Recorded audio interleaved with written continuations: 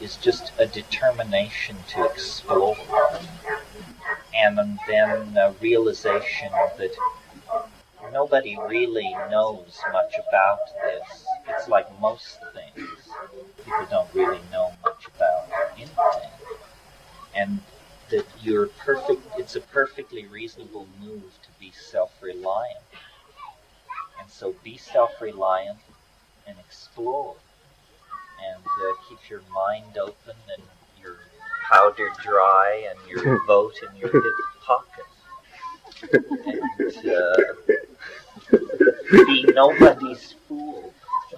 At some point, I think in this, it was said, or I considered the possibility of another bumper sticker, the one which says, psychedelic or clueless, because it sort of seems to divide down that way.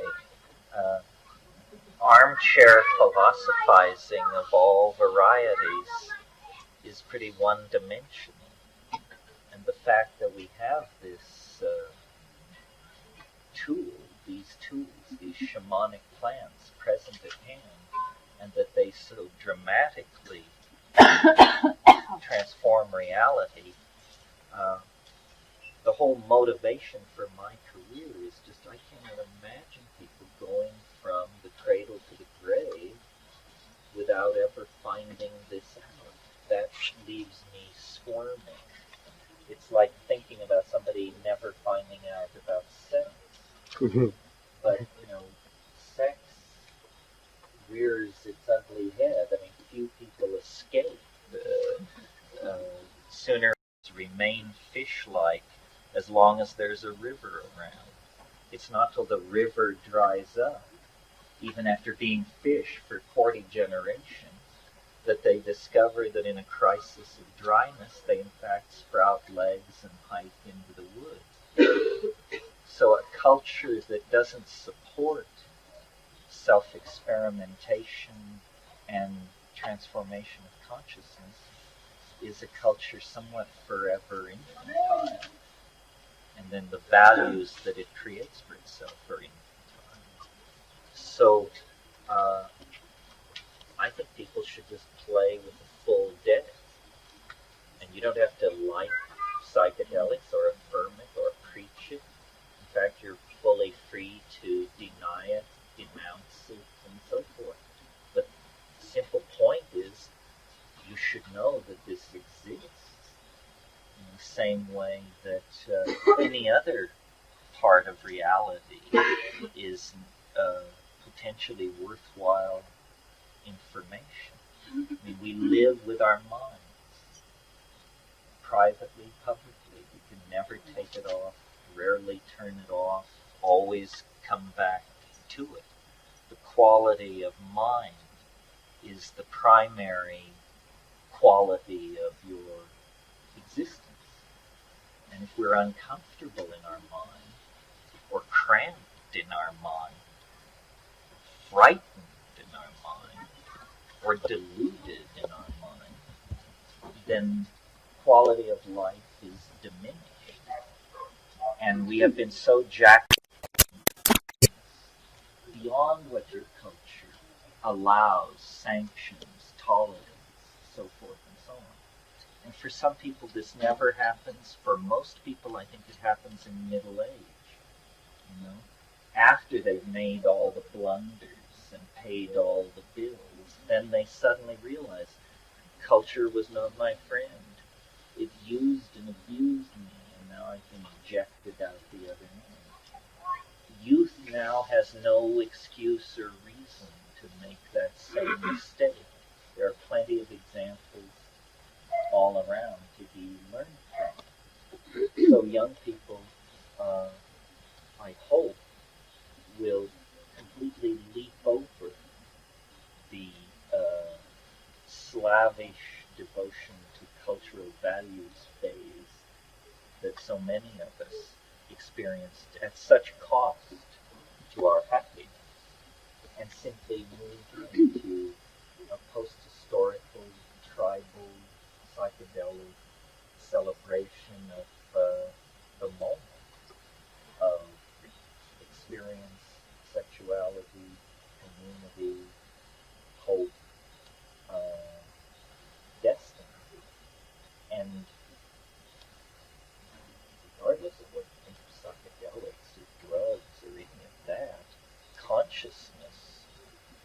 got to be what the human journey through time is about. I mean, if the future does not hold more consciousness, then what kind of future could it possibly be? So, if we take ourselves and the world seriously, then the idea that there are ways to expand consciousness means there's almost a moral obligation to explore them. Otherwise, we are slipping backward. If the world is not being born to transformation through consciousness, then it's dying under anesthesia. There's no in-between, no equilibrium. And so to the degree that each one of us is more conscious, pays more attention, looks more deeply, feels more clearly, communicates more directly, the sum total of the enterprise of being is advanced. Because remember, what nature treasures, produces, and strives after is novelty. And the coordination of novelty in the domain of feeling, a nexus of feeling, and a perceiving and appreciating mind. And there may be many such minds in nature, but the only one you can be sure of is your own. So it sort of falls upon you as your turf to perfect and make exemplary and communicate to other people. And the means by which this happens is entirely trivial.